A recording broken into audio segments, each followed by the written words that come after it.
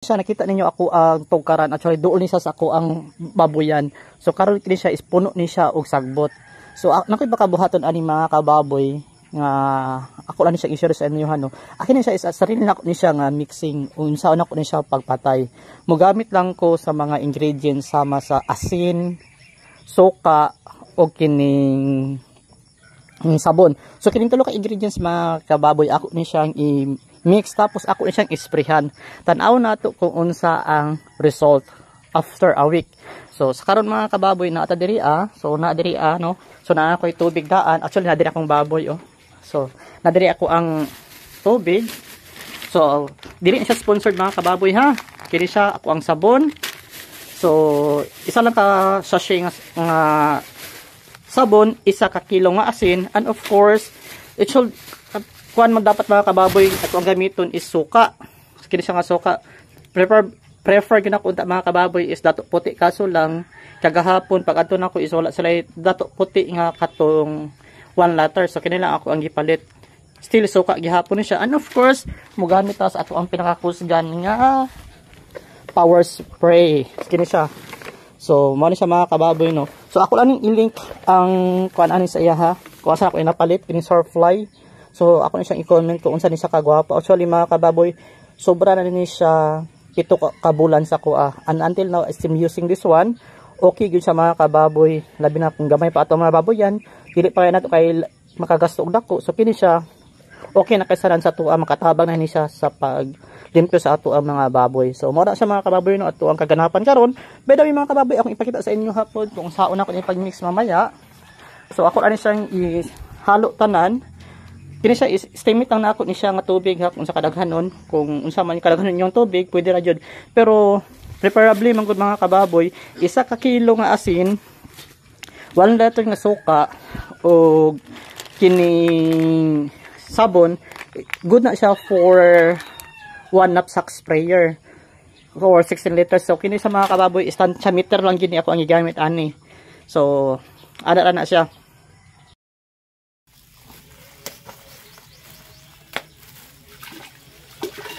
So ako aning gidit so mga kabab sa isa ka kilo tapos kin ato ang sabon. Actually ang purpose sa sabon mga kababoy mo dito mahimong sticker. Kung pamilyar mo anak mga kababoy, kung nagauma mo kirang sticker mo ano siya magpapilit sa ato ang mga dahon-dahon. So sa natin mga chemicals itawag ito ang sticker. Sala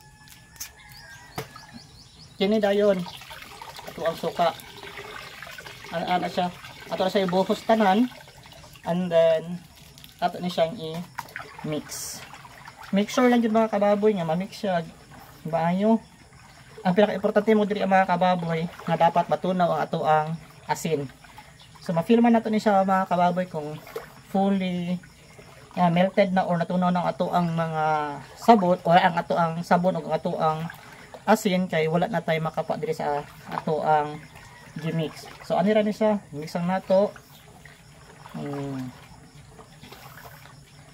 Naapa japon tayo ma-feel ani mga kababoy nga asin diri So sige lang. Mawala na siya.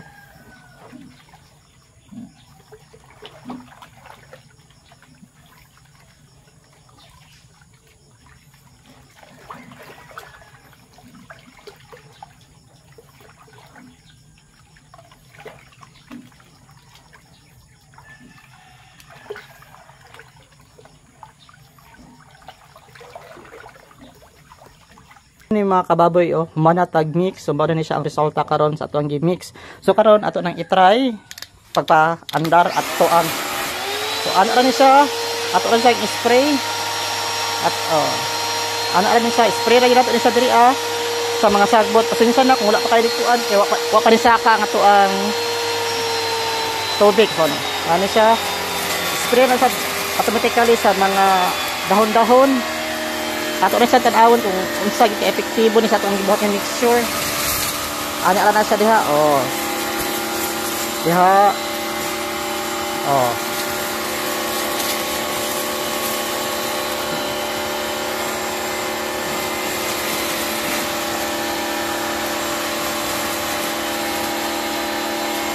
Punta na kita, spray na pala ito siya. Oh.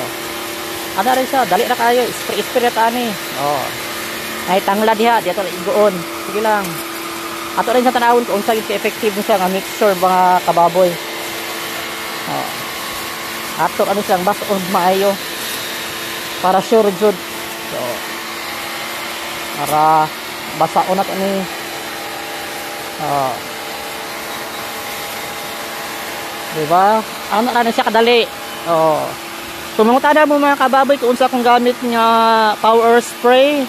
Ani, isa ko lang link sa comment section ha or sa akong yellow basket. Narigid diri ang yahang specs ani nga akong asa na ko inapalit sa TikTok nga shop. So dito rin nyo tanawon mga kababoy.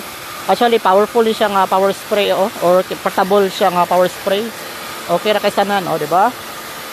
Oo.